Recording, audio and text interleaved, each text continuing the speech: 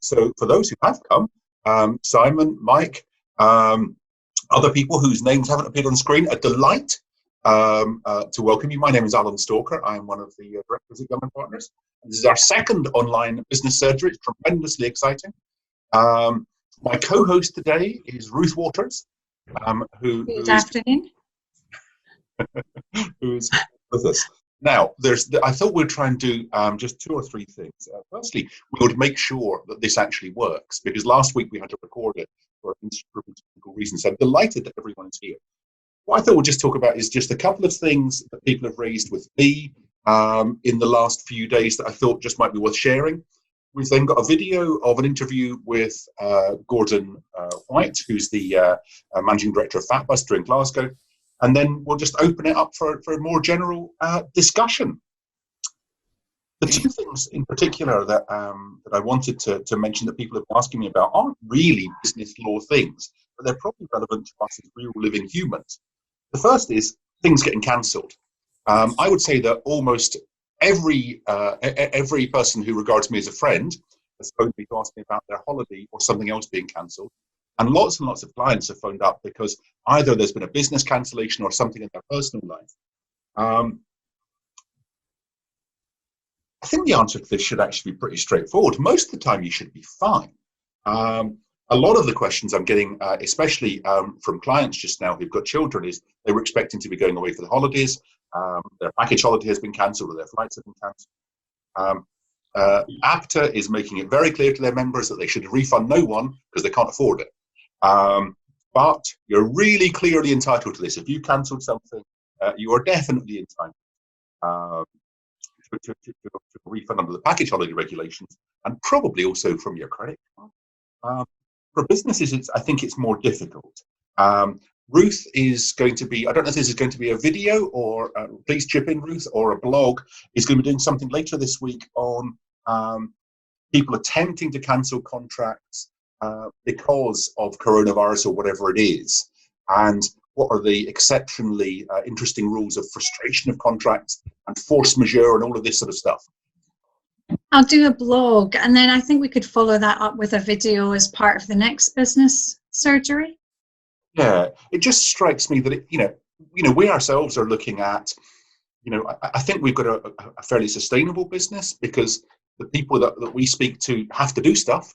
But we ourselves are looking at, well, what are the contracts we've got, and is there something in the contract that might allow us to say, we don't want to pay, we would like to reduce what we're paying. Can we get out of the contract? And I think whether these are the really big things, so one of Ruth's specialities is construction law. So whether it's one of these big things like a construction contract, or something as as small as our photocopiers and printers. Yeah, and the other comment I would make, Alan, is the contract will say what the contract says, and if it doesn't say anything, then the common law applies. But I think also let's not forget about picking up the phone. We had that conversation yesterday with a supplier, and suppliers have commented to us about the different approaches that people have taken. Some people have been very bullish, others are accepting that this is a truly exceptional circumstance and trying to have a conversation before getting into some sort of a dispute. And I think that that's the first thing that you should be doing. And, certainly that's what we've been doing. We've been having discussions with various people and advising people. Pick up the phone, first of all, to see what you can agree. And then really as a last resort, go back to your contract and start looking at the terms and getting involved in any kind of a dispute with people. But usually, infrequently, you'll find that I think a lot of people are pulling together and recognizing that a few months with a bit of leeway is going to stand them in good stead in the future, and that relationship, that ongoing relationship that you have. I did a blog just recently on trust capital. And who helped you out during this period, and we'll all know the people who have helped us out, and we'll all know the people who have not, and that won't be forgotten. And I think that's very important just for all of us as businesses. As a lawyer, of course we can look at the contract and give you the advice on that. But as a business person, as managing director of our business, that would be my first advice. Michael, what about you? What experience have you had? Am I the only Michael here? Yes, that's good. So far, Mike. So far. So the first sort of 10 days, I've been incredibly busy, just trying to making sure sort of social media wise and things like that we're all set up and that we're there and we're in people's thoughts.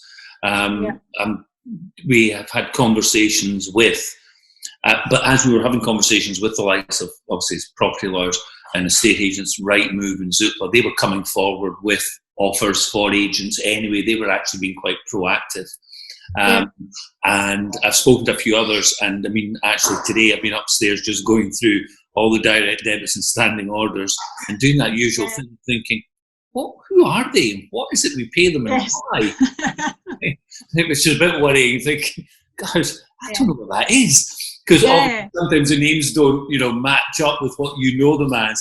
And I've got that list and I'm about to start. And that's interesting what you were saying, because I was thinking, with the big nationals, I've got no fears about being bullish and going in and asking people for a holiday or a reduction of 50% or more. With one or two of the more local people who obviously are going to be experiencing the same thing, I was, I'm a little bit more hesitant, and I was thinking of maybe just asking them, would they have any proposals to make? I don't know what anyone would think about that, as opposed to, because. For example, our landlord is local. I've known him and the family most of my life. My family have been in business in Dunfermline, and his have been in business for several generations. And he'll be going through it as well. Yeah. So that's a maybe slightly different thing. How would you, what would be the consensus there as to how to approach something like that?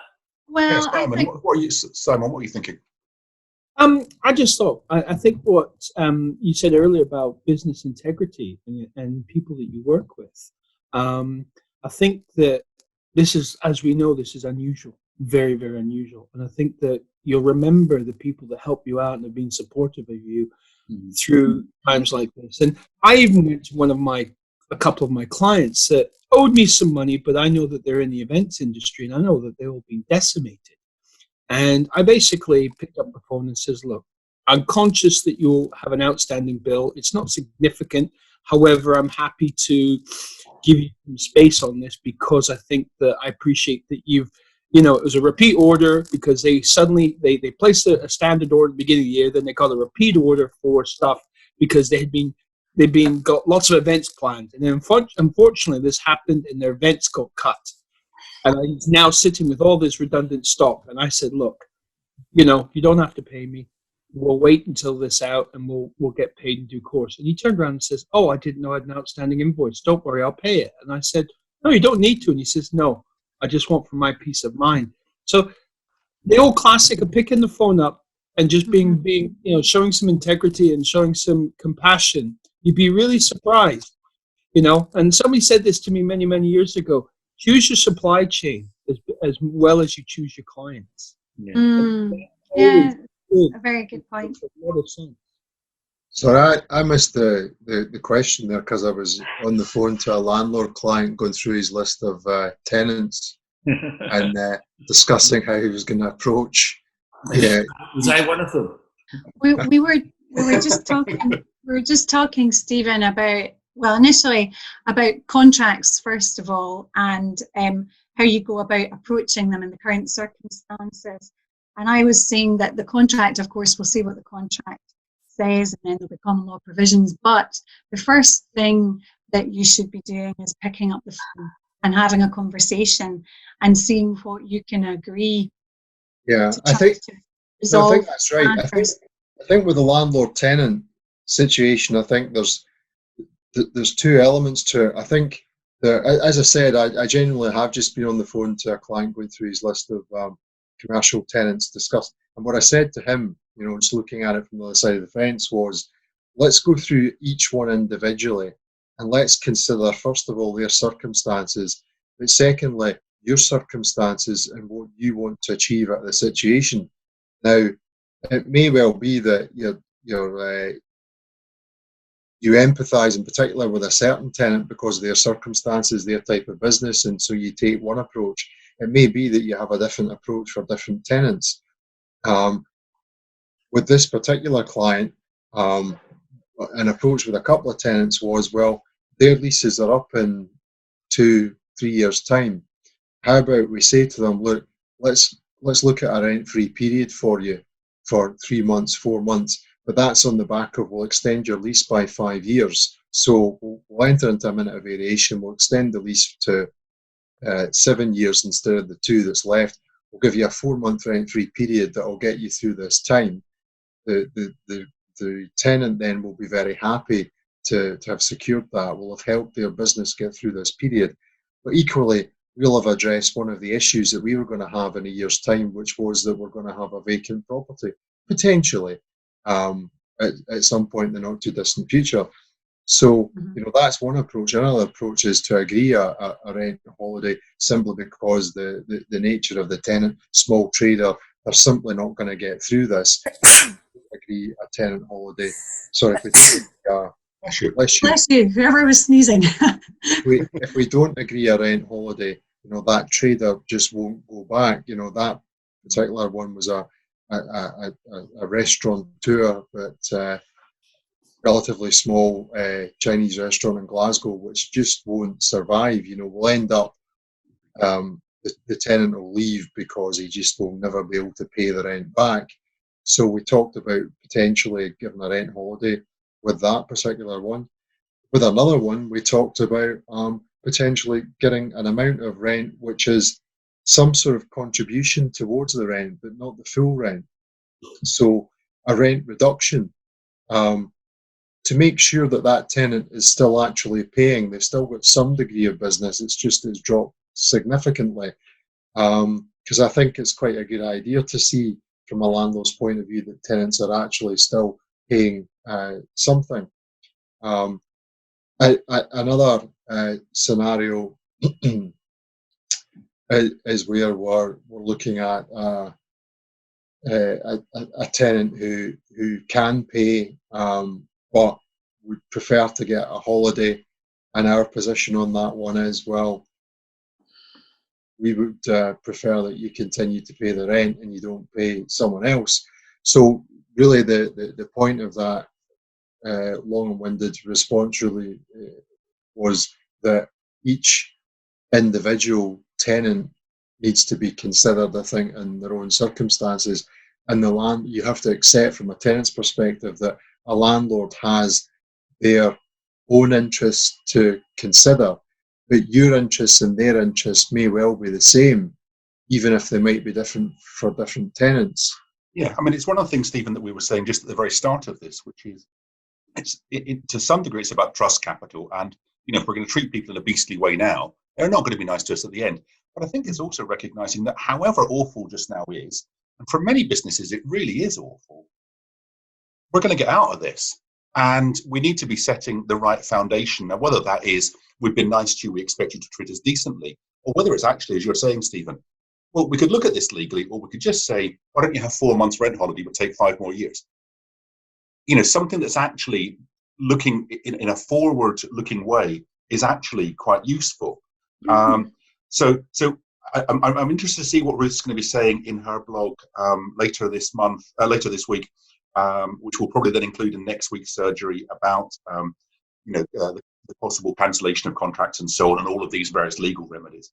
The other thing I think there are some contracts, like construction contracts, where there are very specific provisions, time provisions, liquidate and ascertain damages, for example, and they're very specific in terms of addressing them.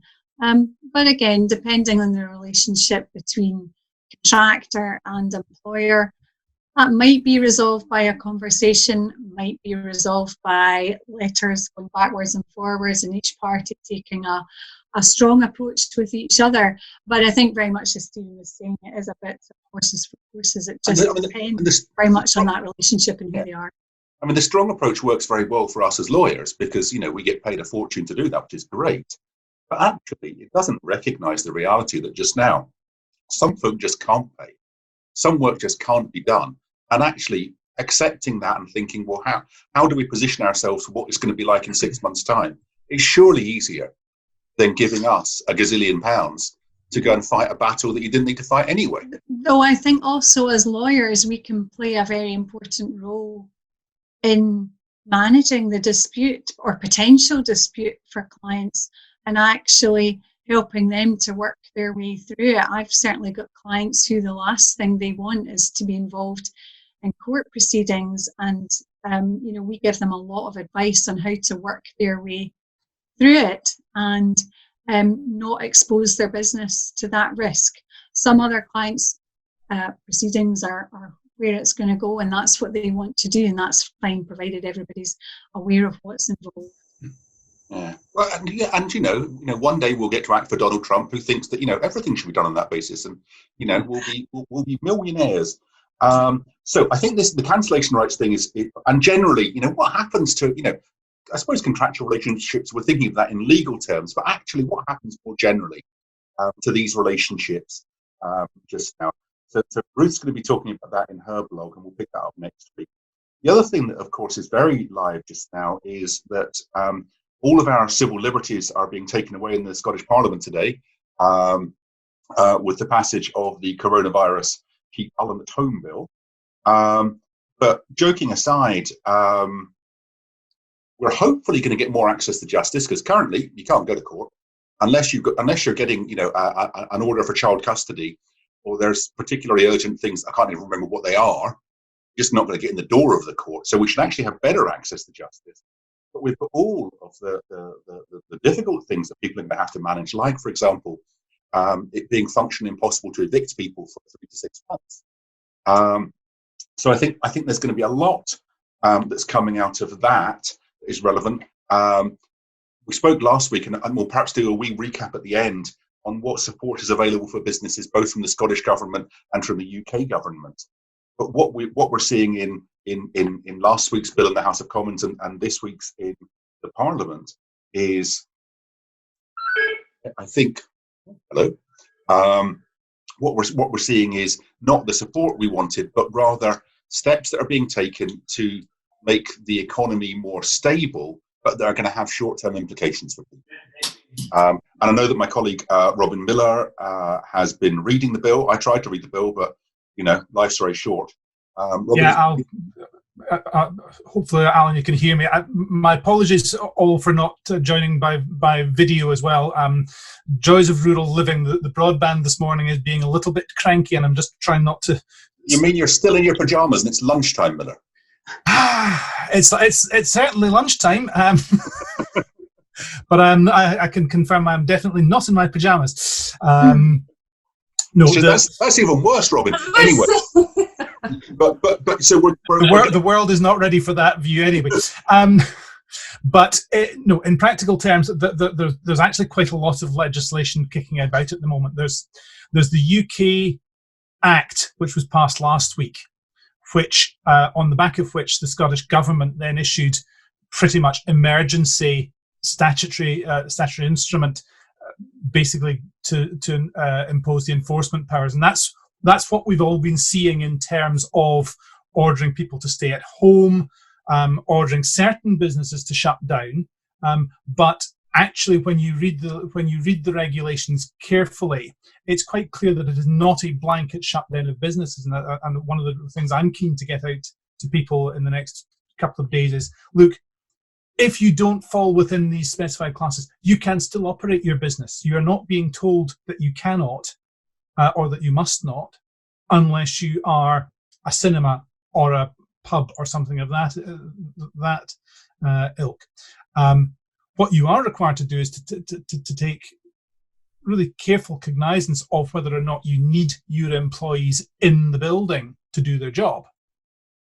If you that's where so far, as I understand it, the guidance has been very, very poor, and we've seen instances where, frankly, businesses are being bullied by MPs or MSPs because they have stayed open. Businesses that actually are performing a really, really vital role in perhaps the NHS or in national security supply chains, and are being, why are you still being open?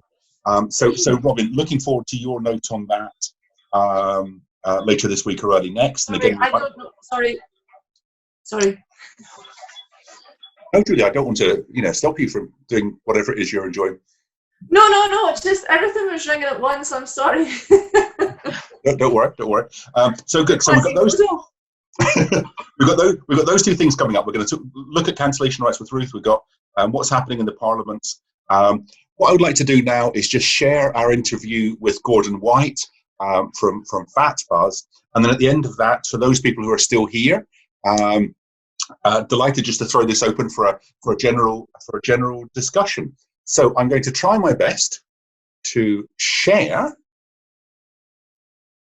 the interview with Gordon.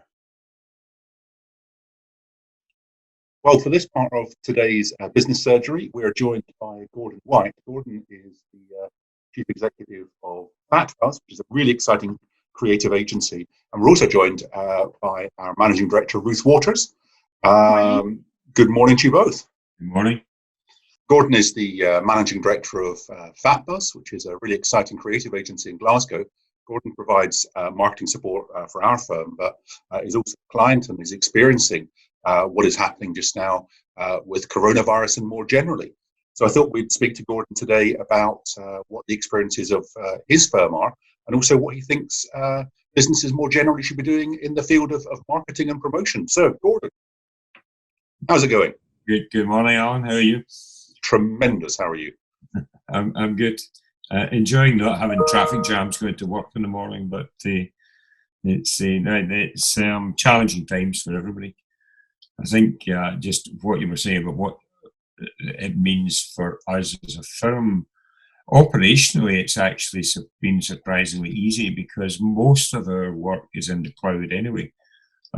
So we've put a heading out, a notice out saying we'd opened 25 offices last week, basically just alluding to the fact that everybody was working from home now, but because we operate in the cloud and our software is cloud-based, then it was a fairly easy transition to do that. And I've just finished a team meeting with all of the staff on Zoom, and we're doing that every morning just to catch up, and then they break out into their own departments and have meetings.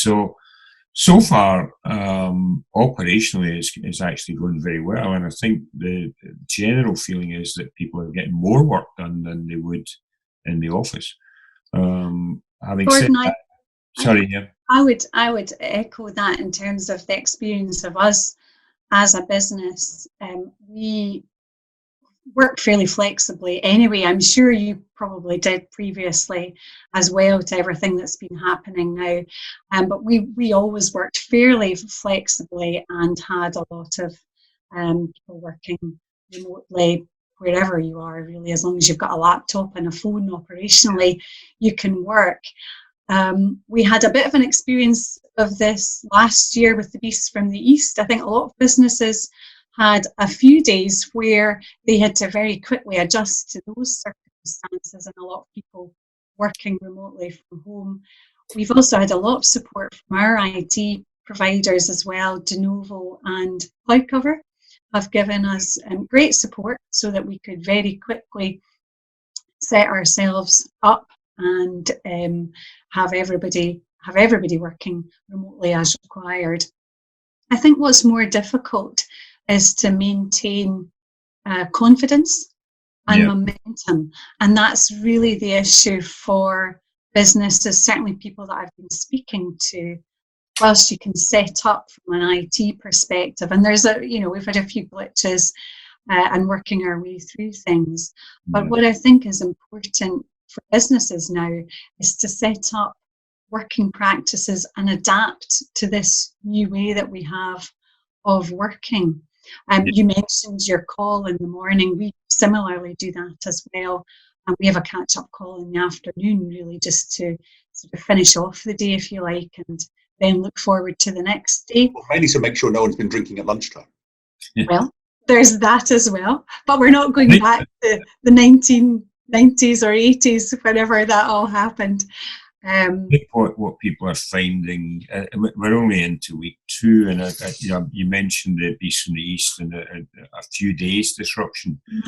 I think there's as time goes on into week 3, week 4, week 5, it'll become more challenging, because I think the novelty will have worn off. And one of the things that we spent a fair bit of time with the staff the week before we moved to remote working was actually encouraging them to take regular breaks, to go outside in the garden, and maybe even take half an hour a day to do their favourite hobby or whatever, just because you do miss that ability to just say something across the desk or have that social interaction that you're used to. And I think once that novelty wears off, that could become a bit of a challenge. But you're right, motivating people, and the purpose of the team meeting in the morning is really just to see that everybody's okay, get them to share some ideas, and generally still have that bit of social interaction.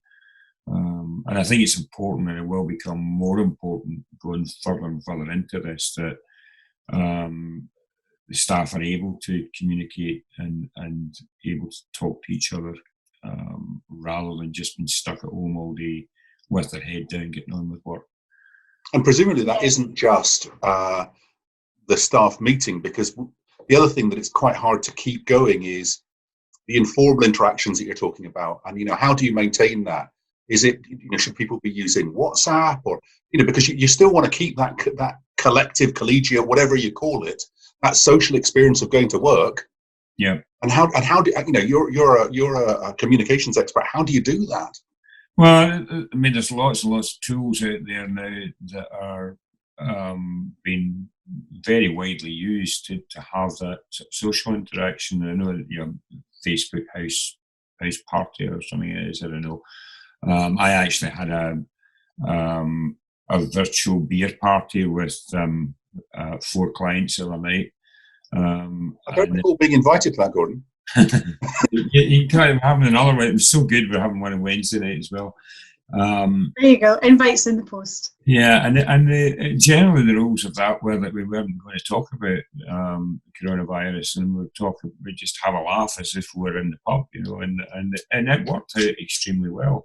And I think it's important that people still do these things, both in. We're actually trying to organise a social event. We finish at 2 on a Friday, so we're going to try and organise a similar thing with the staff. Just so they can let their hair down and have a laugh and a joke and all the rest of it, because we're trying to keep the meetings formal and proper meetings discussing client work and so on. But I think it's important to try and introduce an element of that. And then I've just had an email from LinkedIn with a whole load of new tools that they've released to help people working from home and so on. So that there are these bigger platforms are looking at this as well, and actually trying to get useful tools out there to help people communicate and maintain that social interaction, which I think is important. And how do people measure what's happening with that communication and where that communication is going to, and how you should focus the messages that you're sending out to people? Well, one of the things that we're trying to tell all clients is that they've got to change the content at the moment. You can't send out sales-driven messages and so on, and you need to be much. We're telling clients to take a more utilitarian approach to their marketing. So by that I mean providing useful information. And I don't mean another COVID update, because I think there's just far too many of these getting out now. I think it's more about how can you provide useful information to you. So not spray and pray then. Yeah. No, it's much more about looking at their own business and then saying, well, how can we provide something useful to our target audience?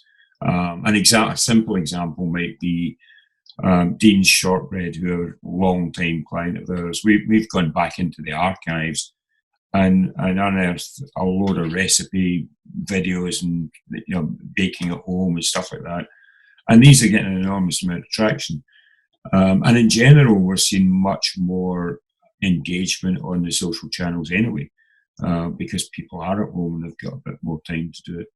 So it's about looking at things that will help your target audience and make you useful. And it's about building, at this period, it's about building trust capital and doing things that help one another. There are absolutely.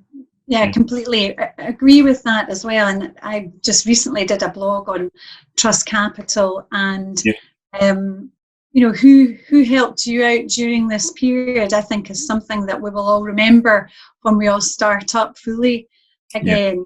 Though when I say start up fully, I think that what will happen is that, as you say, this is all very recent. Last week was a shock, I'm sure, for everybody in terms of adapting and sorting out a lot of operational and management matters. But we will all need to work out how to move forward and how to keep confidence in the economy, how to keep confidence in our businesses going, and focusing on the areas where we think that we can do business. I was speaking to somebody recently who had a delivery business and has just recently adapted that to serve a completely new clientele in the health sector. And so I think we're all looking to adapt very quickly to these circumstances. And I guess the people who adapt the best and don't fight against it, but really sees it as an opportunity to plan and to look at what they actually can do, as opposed to all the things that you don't have control over at the moment, and build on them. And I wonder how you could help businesses do that, Gordon, because I'm sure that's something that you we've already had a number of clients where we've helped them to promote new services, and a number of them where we're actually helping them to actually change their, not completely change the business model, but introduce different ways of doing things and different ways of delivering things. What you're doing right now, user-generated video, is an interesting example where we're encouraging our clients, if they want to put a message out, record it on an iPhone, and a smartphone is adequate for small screen use, and then send us the footage, and we'll put branding on it, we'll put captions on it, we can drop graphics and so on, and get the messages out in a different way. So there's lots and lots of things that people can do. I think that one of the important messages that we're having to remind clients about is that this is, well, I was going to say short term. We don't know how long it's going to go on, but it's comparatively short term. It will end. And we have come across businesses, not necessarily our clients, but businesses that seem to have gone into a kind of hibernation and think that they can resume business from where they left off. And that, I don't think that's going to be the case. I think at the end of this, people will work smarter, and they will have changed. Completely agree with you. And the ones that are going into this kind of hibernation mode at the moment are running the risk of being left behind, and it's really important that they communicate not just with their target audiences, but they're seen to be communicating by the staff as well, because the staff want to know that the business is still going to go on. They might be furloughed at the moment and not actually know what's going on in the business, but they need the assurance that things are going to resume and there's going to be a business at the end of it as well. So I think it's very, very important for companies to continue to communicate, but in an empathetic way, and provide things. It's also, I just wonder if there's, we've been very, very slow to adopt, for example, video meetings and video as a tool for speaking with people, either directly as we're speaking to you today, or speaking to clients, who perhaps just want to hear Ruth's views on construction or whatever it is. Yeah. I think what this is doing is forcing us to do stuff. And if you hibernate, being forced to learn these new skills, you've just missed out on.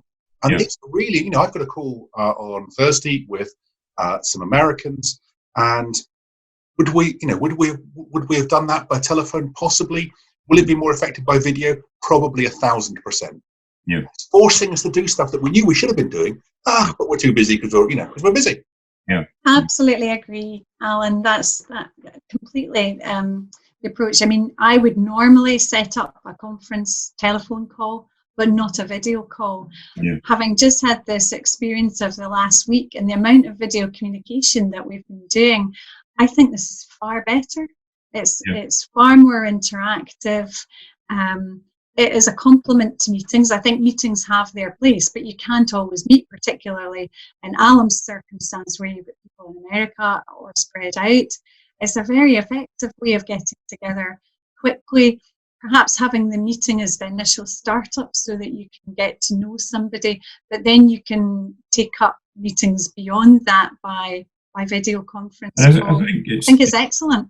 Yeah, I think the other element here is that I think it's making people appreciate that they can, geographically, they can actually do business in many more areas.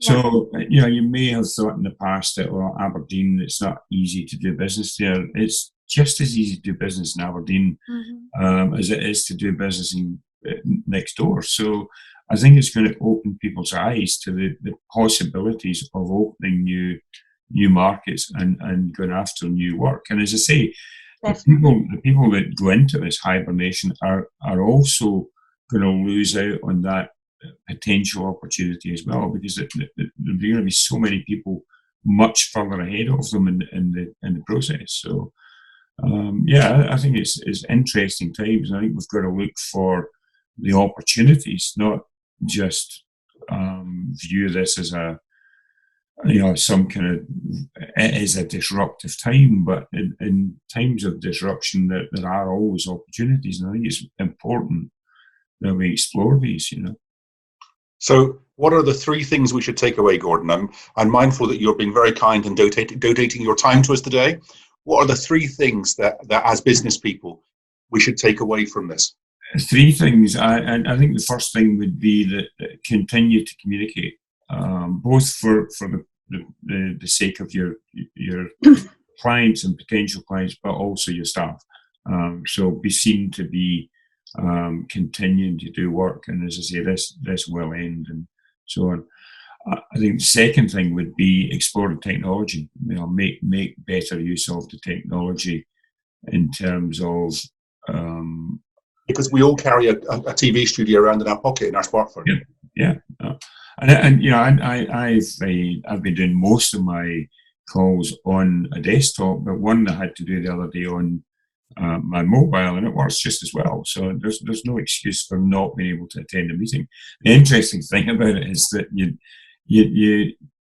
can't have it. You haven't got any excuses for being late for meetings now. That's absolutely not. Absolutely not. You don't. And I think the third thing I would take away is to bear in mind that we're very early into this, and that it's if it is going to go on for 8, 10, 12 weeks, then I think we're still in that sort of novelty period, and it will get difficult, and it's important to create that interaction with work colleagues and with your friends and so on, and keep the conversation going. Yeah. Well, that's really useful, Gordon. Thank you very much for your time today. I've enjoyed our discussion. There will be full contact details for Gordon alongside both the live version of this meeting and also the version that we're going to put on YouTube. But Gordon, thank you very much, and have a good rest of your day. Thank you very much, Alan, and thanks, Ruth. Thank you, Gordon. Thank you. Bye-bye.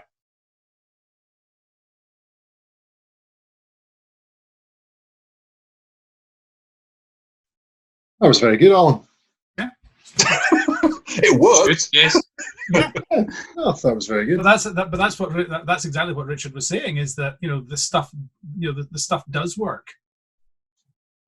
Yeah. No, and it just does. Okay, I just want to quickly recap on before we just, if there's anything anyone else wants to talk about, just some of the changes that have happened in the government and other supports. I think we all know about the job retention scheme, so being able to put people on furlough. Ruth and I discussed this at length. Oh, sorry, Simon. I just wanted to say one thing to add to what Gordon says. I'm somebody who's worked from home for about 3 years now. So it's good. So this is not new to me. So everybody's going, like, "How are you coping?" I said, "Well, it's my normal day." So, because at the end of the day, as Gordon says, we're all accessible by our by the phone, by our inbox, and it's funny, we do live out of our inbox. And somebody who works from home, I had a business of 5 staff, and now I'm actually just a business of 1. Circumstances in life have done that, and I'm happy with it, because at the end of the day, as people are buying me and our business, what we do, so that's fine. But the interesting thing is that the mindset is that you still need to pick the phone up. As Ruth said, dialogue is important, and I speak to a lot of suppliers and clients all the time via phone, because we can get so comfortable just sitting in our inbox, and it becomes a habit. And sometimes just picking up the phone, and I'll take on board what Gordon says, maybe using this new Zoom facility, brilliant. But going back to the mindset of working from home, it's just about discipline and a structure. Some people say, "Oh, you're still in your pajamas," and yeah, some days I do answer the door at 4:00 and I'm still in my loungewear, and that's just the nature of the beast, because sometimes my brain's engaged. But other days I do get dressed and make an effort to do it.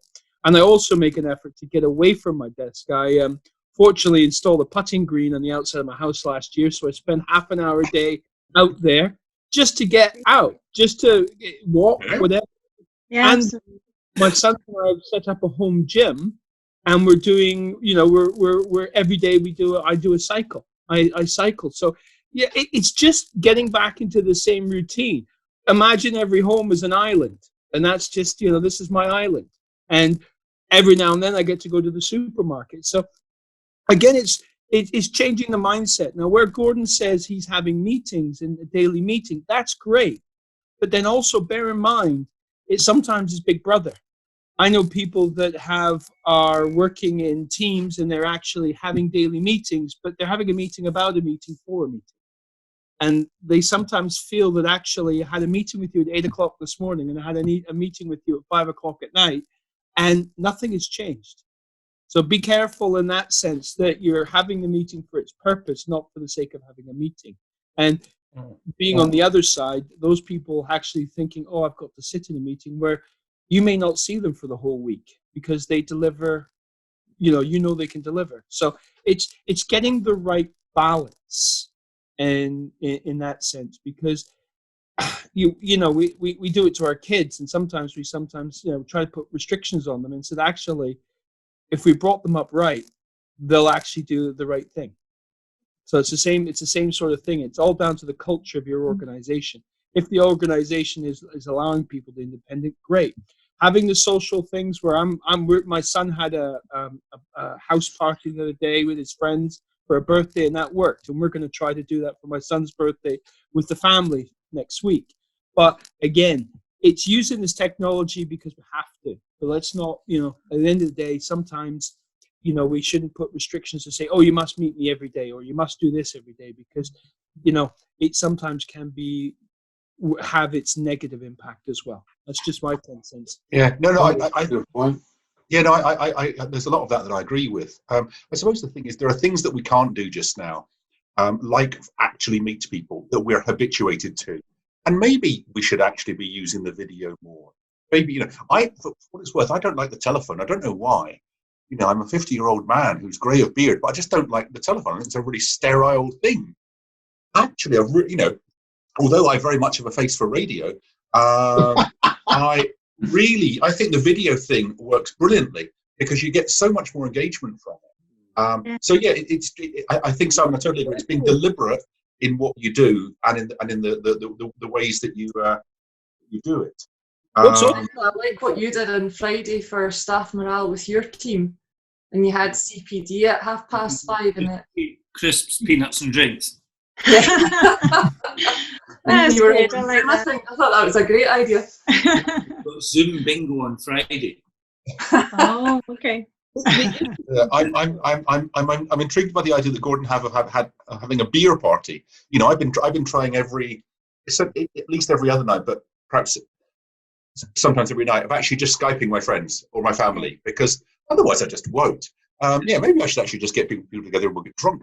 Well, I had a glass of wine. Yeah, I had a glass of wine Thursday party. Yeah, I've never had a glass of wine. Yeah, it was good. It worked very well, actually. I know somebody who got 65 members of their family globally all up on Zoom, and they did a big Zoom party. Oh.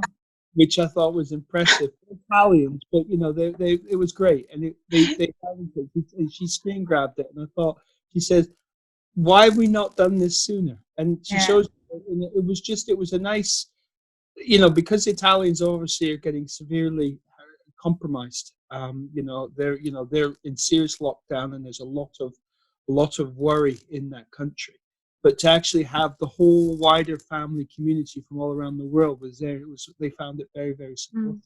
I think I had so many conversations with friends and you put off meetings, someone can't do it, so you meet, 2 months down the line, and then someone can't make it, so you meet another month down the line.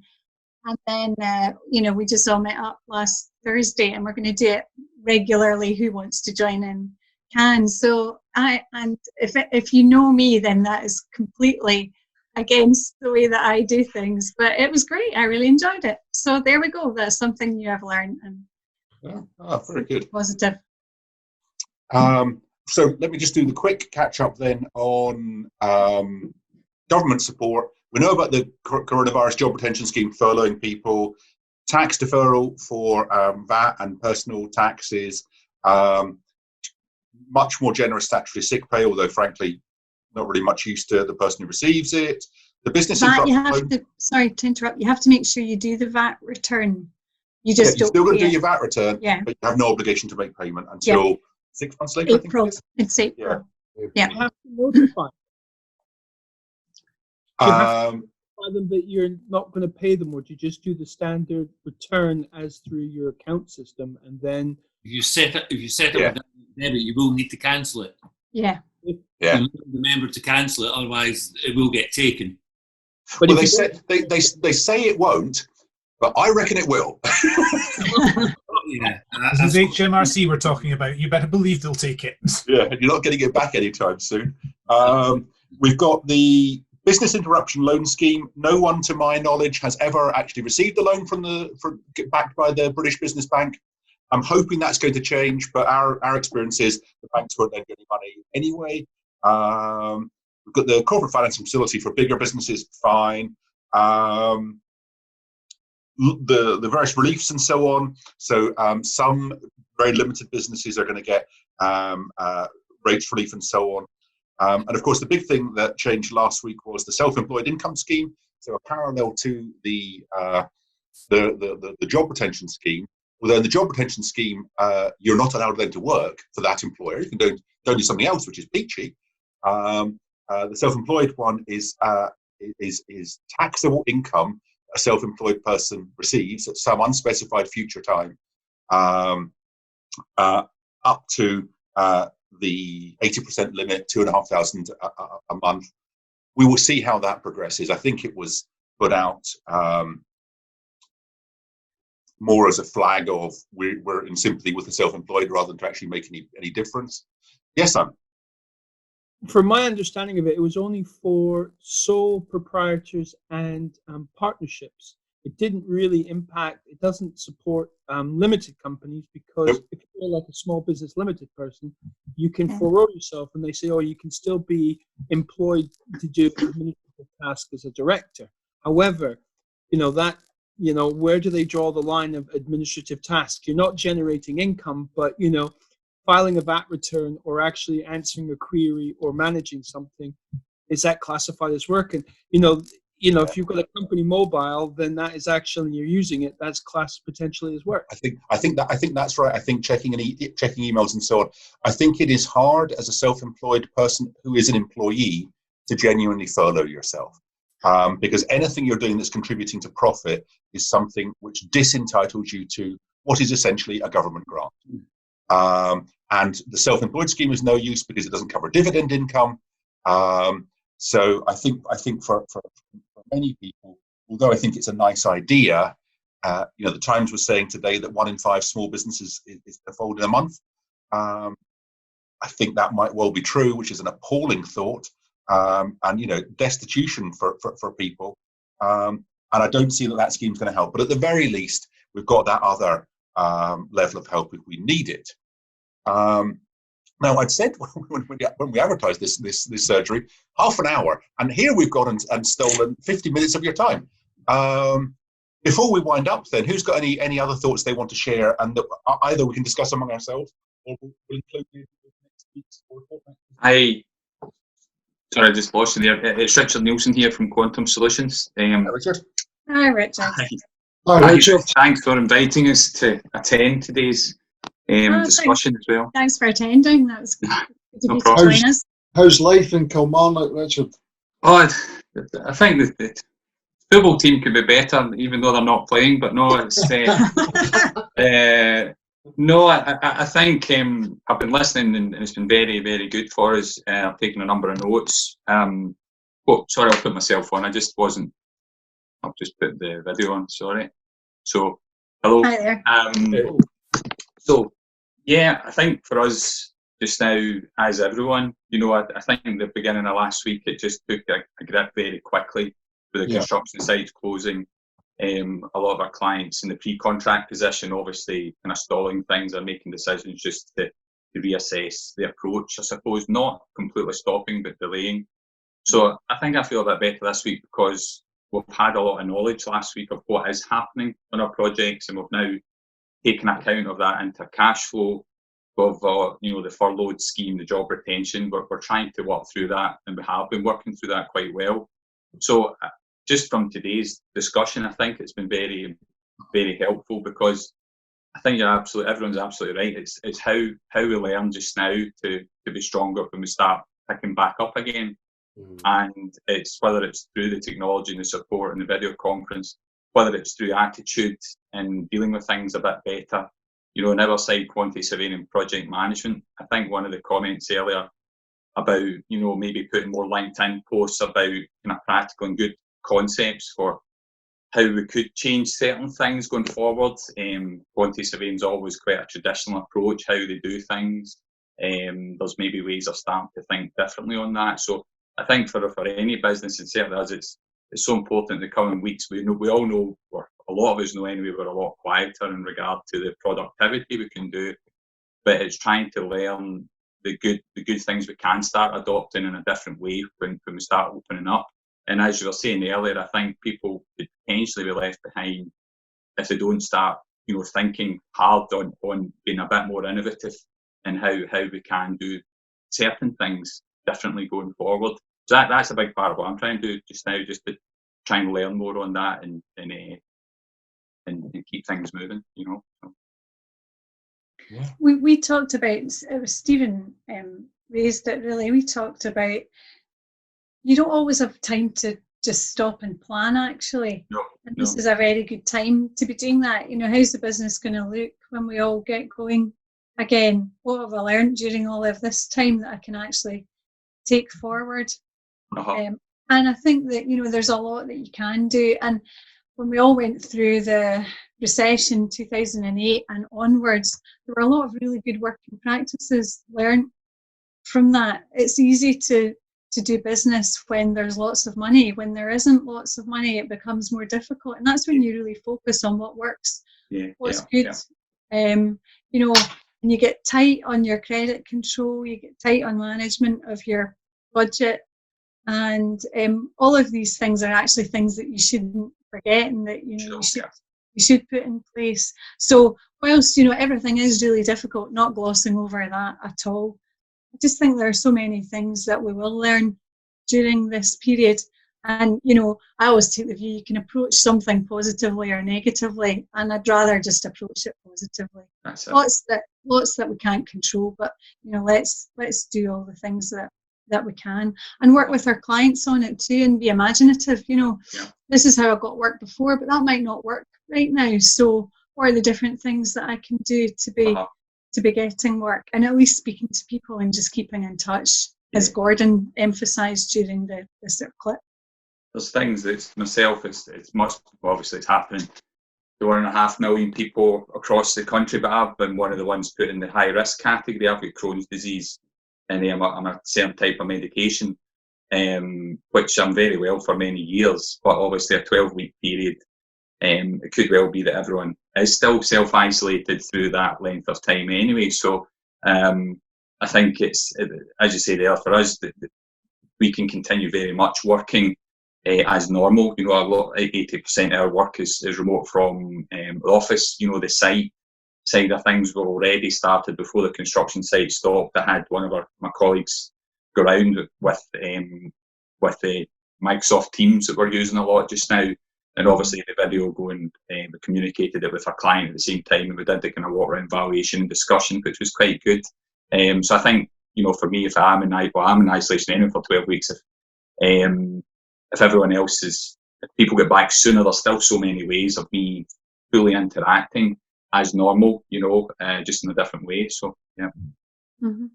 Yeah, good. Well, that is a hopeful way to bring this to an end.